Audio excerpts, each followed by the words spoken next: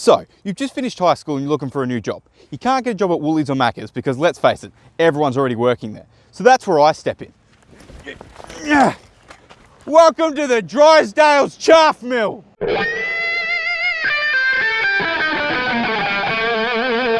Hey, I'm Jim, and in order for you to fully understand the Drysdales Chaff Mill, we've got to take it back to its roots. Hey, that's what this is, and we've got a couple of friends here with us too.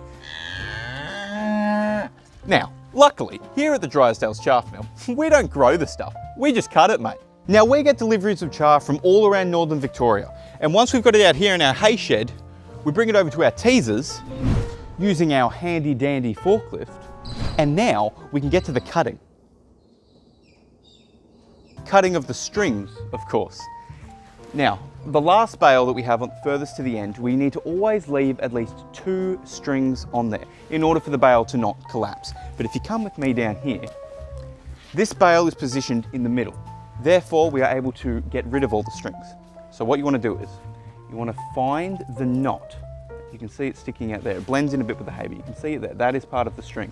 And you want to cut it on the left side. And then it fires out. We go to the next one.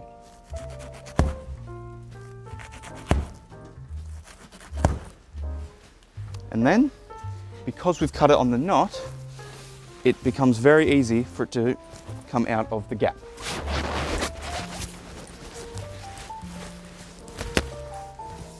Now, the reason that we cut the strings is because we want to make sure that the strings are not going through the teaser. Otherwise it can clog up and no one wants bits of string in their chaff bags. Once we're done with the strings, we just ditch them on here, and then the chaff that we're cutting makes its way all the way through here over to our next segment, the bagger. Now, usually down here at the bagger, we'll have 2 employees working the station. The first employee's job is to firstly grab a bag, and then you want to open it like so. So now the optimal strategy is you want to fold over this side of the bag, and then you want to wrap it around the bagger. So you want to bring it around there until your hand is hitting this top metal part. Then you bring your hands around, and you want to keep tension on it. After that, you click the top button to lock it in place, and then the bottom button to send it up. You will then repeat this process as this begins to fill, and then you'll have to put it on the second one. So you grab the bag, fold it over, bring it around the back, keeping tension, lock it in place, and send it up. It's that simple, mate. It's so simple that usually the newbie, or the guy who can't be bothered working that day, does this job.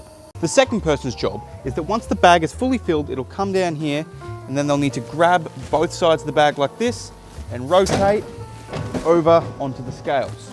Once on the scales, the weight of the bag will be displayed down here. So as we can see here, the weight is 26.6. Now, the weight that we're wanting is anywhere between 25 and 25.5. So in order to fix that, we've got our top-up bag right here, and we simply just take the chaff out and place it in here until the weight is correct. And now you're going to be wanting to do this fairly quickly because you need to have this bag ready to go by the time the next bag has come down. So just get this, and there we go, 25.5. So now this bag is ready to be sewn. Making sure that our conveyor is on, we come over here, and this here is the sewer. So there's a little grey button within there, and when I click that, you can see that it goes. So we want to grab the edge of the bag and put it in this crevice there. Do it a little bit just to get it started. Then you want to pinch it around the middle and make your hand down there. Then when you get to the end, you want to do a little hook motion to cut the string. And then grab the bag and we push it on. And we want to give it a bit of a slap. So then the bag comes up through here, goes in there, piston does its thing, and down there it goes. And now, you're probably wondering, where does it go? Here, at the pallet boxes. Now, before the bags make their way into the pallet boxes, we need to make sure that they're set up with the strings. So what you want to do is you want to find the end of the string and you want to create an arched loop.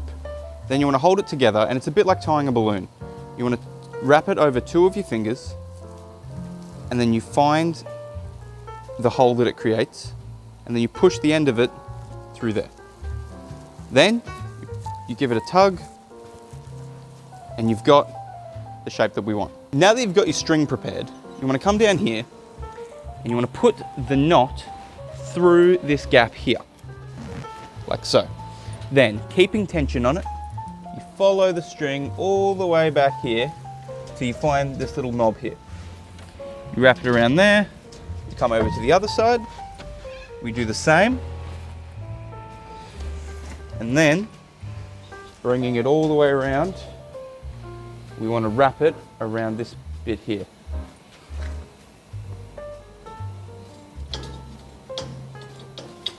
And then once you've done that, you want to repeat that process 5 more times. And then, it's already done.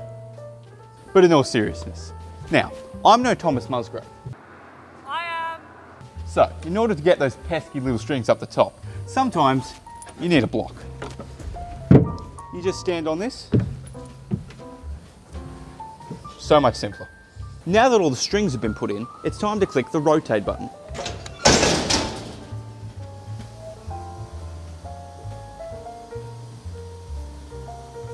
She's a bit slow.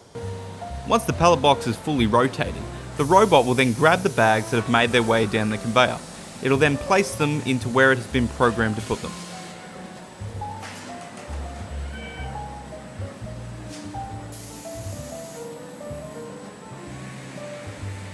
Now, once the pallet is completely filled, it'll automatically rotate towards us, and then it's time to tie it up.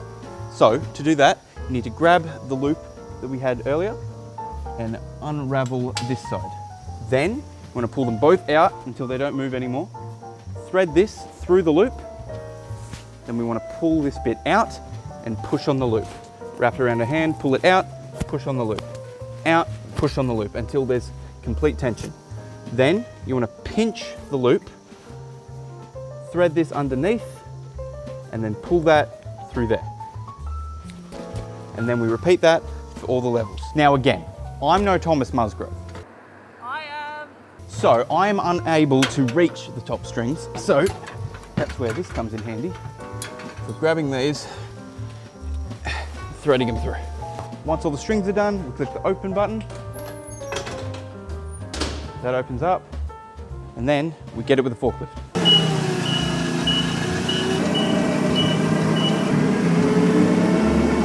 So now comes the time to putting the pallets inside of the truck.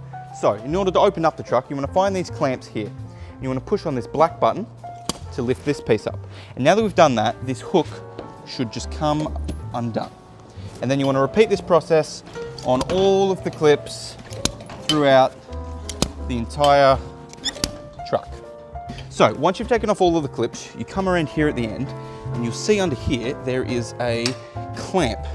So you pull this out, pulling the trigger in, and you pull this out and you grab around here, and if we lift, the sheet should come out just like that. After that, you want to come around midway down the sheet, grab 2 of these out, and a lot of the time these hooks will actually get caught.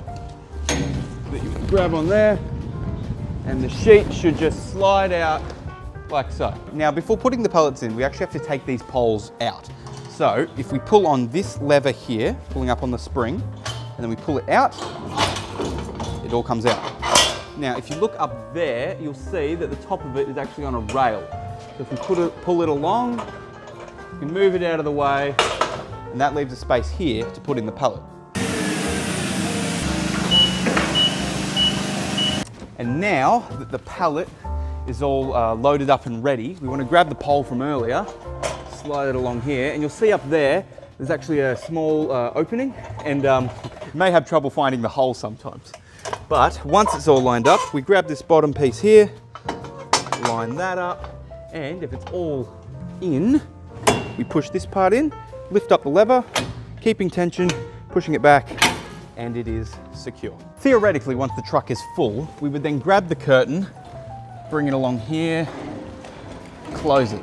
Then at the end, we want to grab this pole part of it, put it up there, and line it up with the little piece of metal down here. Once the pole is secure, we grab the lever from earlier, and we crank it about 3 times.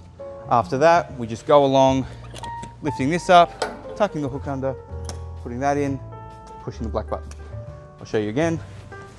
Flip this metal bit up, put the hook under, flip it down, push the black button. Simple as that.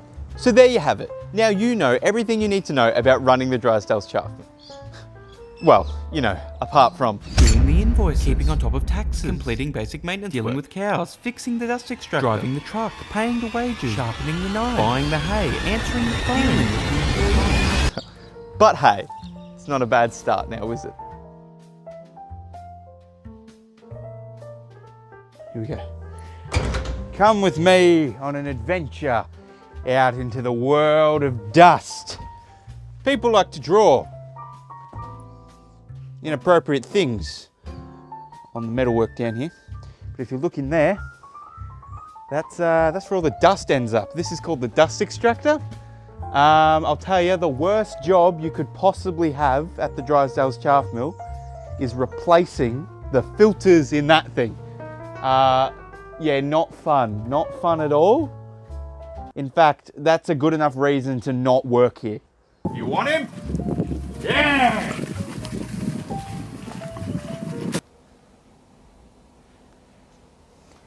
Now this here is a cat. Cats are very nice and friendly when you play with them. They like to do lots of fun things, and they have a great time with me.